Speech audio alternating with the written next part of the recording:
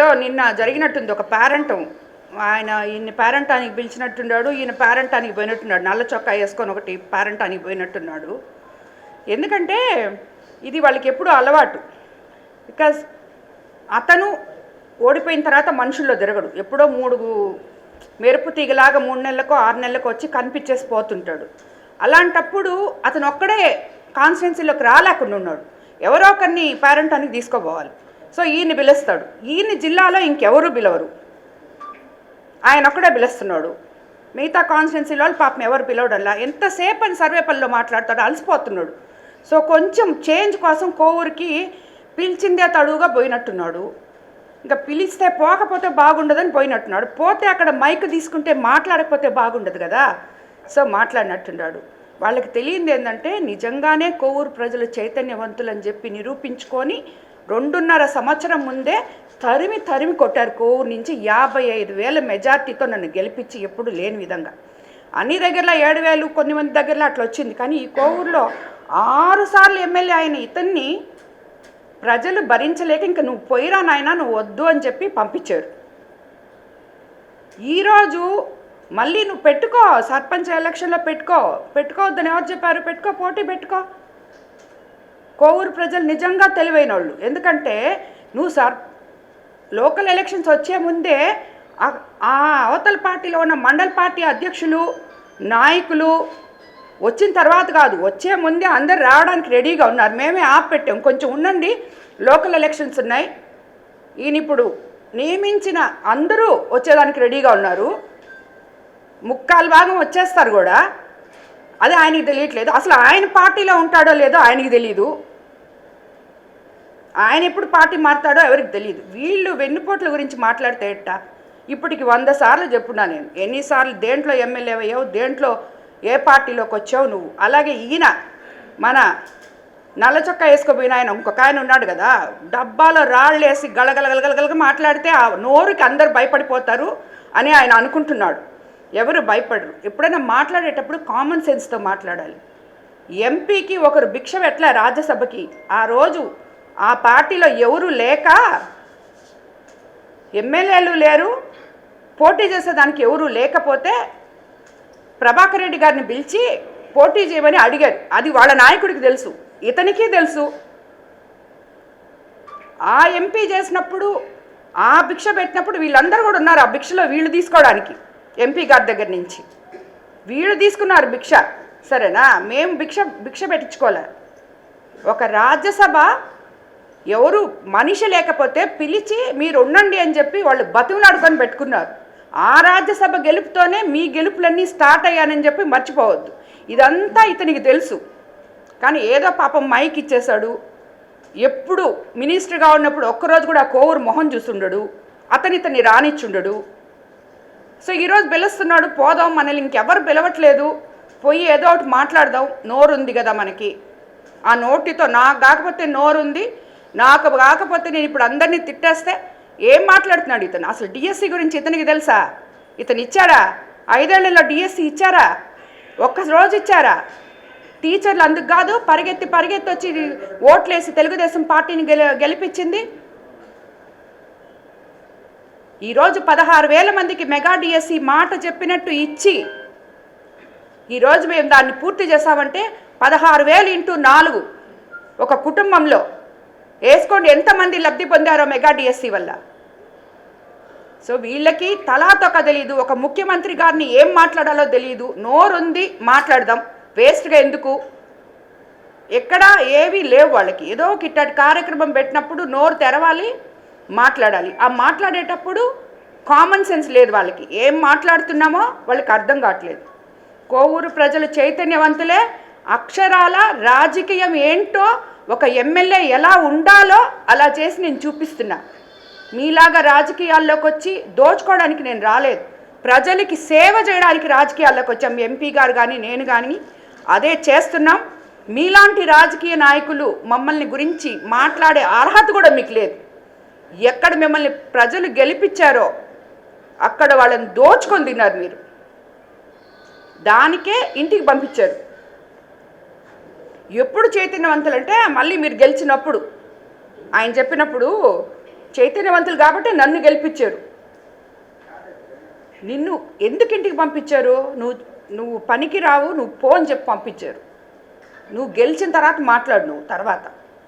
ఎందుకంటే అప్పుడు దాకా కోవూరు ప్రజలు చైతన్యవంతులే. నీలాంటి వాడిని మళ్ళీ కోవూరులో అడుగు పెట్టనీరు. అసలు నీకు టికెట్ వస్తుందో లేదో ముందు అది చూసుకో ఫస్ట్. ఊరికే ఎక్కువగా మాట్లాడద్దు. నేను ఎప్పుడైతే అసెంబ్లీకి నేను అభ్యర్థిని అని ప్రకటించారో ఆ రోజు నుంచి ఈ రోజు వరకు మా ఇల్లు సరిపోక వచ్చే కార్యకర్తలతో నాయకులతో ఇక్కడ వచ్చి ఇంత పెద్ద ఆఫీస్ కట్టాం. మీరు చూస్తున్నారు, ఇప్పుడే చూశారు. జిల్లా నలుమూలల నుంచి ఇక్కడికి వస్తారు. మేము పంపిస్తాం మీ ఎమ్మెల్యేల దగ్గరికి పోండి అని చెప్పి. అటువంటి ఆఫీసు విపిఆర్ ఆఫీస్ అంటే. ఎందుకంటే విపిఆర్ గారు కానీ నేను కానీ ఏ ప్రజలైనా ఎవరైనా సేవ చేయడానికి వచ్చాం. ఈరోజు చెప్తున్నాం, ఊర్లలో తిప్పుతున్నాం. విపిఆర్ నేత్ర అనే బస్సులు 2 కాన్స్టిట్యున్సీలో ఏం చెప్తున్నాం? పార్టీలకు అతీతంగా పనిచేస్తుంది విపిఆర్ నేత్ర అని చెప్తున్నాం.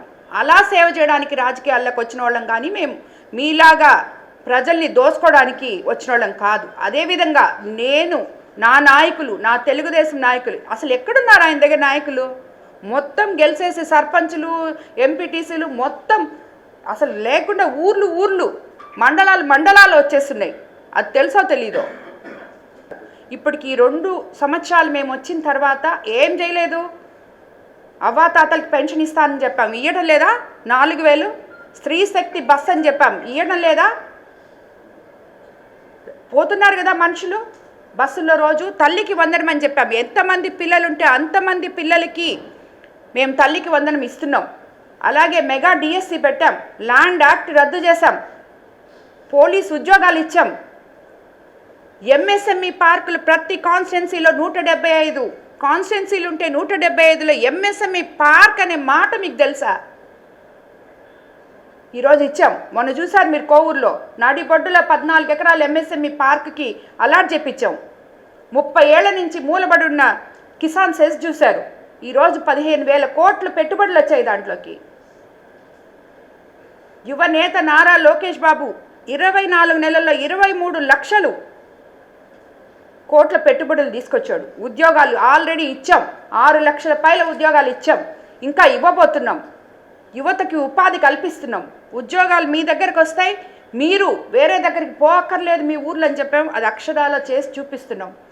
మీరే తిరుగుతున్నారు అన్ని ఊర్లకి. ఇప్పుడు మన ప్రెస్ మీట్ పిలిస్తే పోతున్నారు కదా. ఇంతకుముందు మీరు ఎగిరెగిరి పోతున్నారు రోడ్లల్లో, గుంటల్లో. ఈరోజు ఎలా పోతున్నారు రోడ్లల్లో?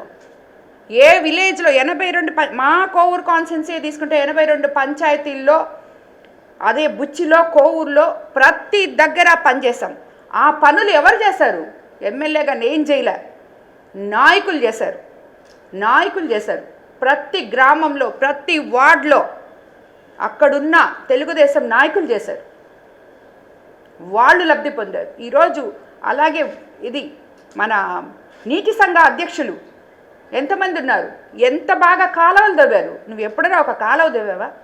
అన్నిటికన్నా ముఖ్యంగా స్కూల్ ఓపెన్ చేసే టైంకి ఇప్పుడు ప్రతి స్కూలు ఎత్తుకుంటే దామరమడుగుల స్కూల్ 30 లక్షలతోటి బాగు చేసాం.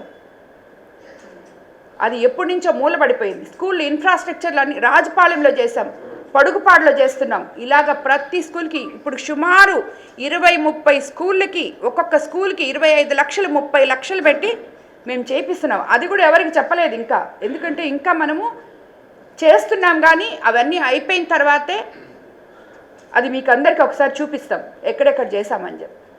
స్కూల్లో 50 లక్షలకి అన్ని స్కూల్స్లో బల్లలు ఇస్తున్నాం, సైకిల్స్ ఇస్తున్నాం. ఇలాంటి పనులు ఏ రోజైనా చేశారా మీరు?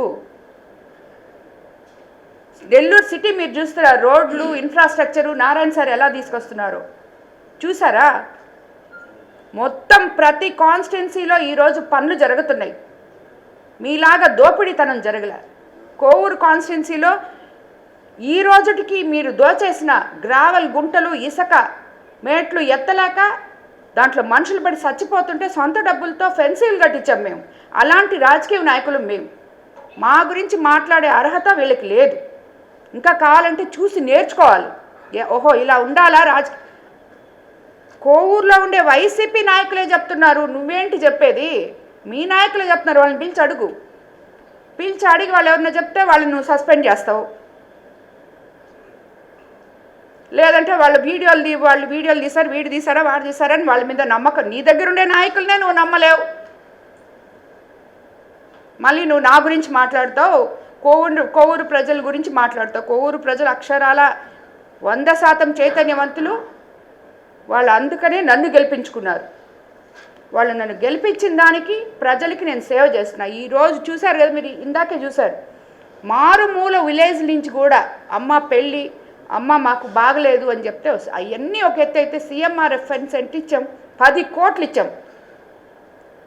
ఇప్పటికి ఒక్క కోవూరు కాన్స్టిట్యున్సీలో 10 కోట్లు. ఈ లెక్కను చూస్తే మీకు ప్రతి కాన్స్టిట్యున్సీలో 10 కోట్లు లెక్కన ఇచ్చున్నాం. ఏ రోజున చేస్తారా మీరు ఇది? ఫస్ట్ ఓడిపోయేది కోవూరే. ఎప్పుడు ఎలక్షన్ చూడు, కోవూరులో ఇంకొక ఎమ్మెల్యే రారు, గుర్తుపెట్టుకో. నేను కోవూరులో పోటీ చేస్తాను. ఎందుకంటే కోవూరు జనం చైతన్యవంతులే. వాళ్ళకి ఏం కావాలో వాళ్ళకి తెలుసు, వాళ్ళని ఎవరిని ఎన్నుకున్నారో తెలుసు, నేనేం చేస్తున్నానో వాళ్ళకి తెలుసు. వీళ్ళు చెప్తే తెలుసుకోవాల్సిన అంత దీంట్లో వాళ్ళు లేరు కోవూరు ప్రజలు. అది సో వీళ్ళు ఆ కళలు మానేసి, ఆయన ఎక్కడైనా చూసుకుంటున్నాడు కానీ పాపం అక్కడ ఎక్కడా దొరకట్లే అతనికి కాన్స్టిట్యున్సీ. అది ఈ మధ్య కూడా తెలియదా మీకంతా, చాలా రోజులు అలిగున్నాడు. ఎందుకో తెలుసా? అది కూడా కోవూరులో నుంచి ఎమ్మెల్యేగా ఓడిపోయి అక్కడ ఒక ఆయన, నాకు తెలియదు అది, ఆయన వచ్చి అడిగితే మీరు మామూలుగా బాగా వేసుకోండి, ఎక్కడ డీవియేషన్స్ ఉంటే నా దగ్గర లేఅవుట్ లేకూడదు అని చెప్పారు. ఆయన దగ్గరికి పోయి ₹1 కోటి డబ్బులు అడిగాడంట, ఆయన ఇవ్వలేదంట. సో సాక్షిలో న్యూస్ వేయించాడు. అది అసలు వాళ్ళు తెలుసుకొని ఆపినట్టుండరు. దానికి ఈయన అలిగాడు పాపం. అది అలాంటి ఆయన గురించి మనం ఇంతసేపు మాట్లాడుకోవడం కూడా వేస్ట్. నిన్న మాట్లాడాడు కాబట్టి, మీరు అడిగారు కాబట్టి నేను చెప్తున్నా.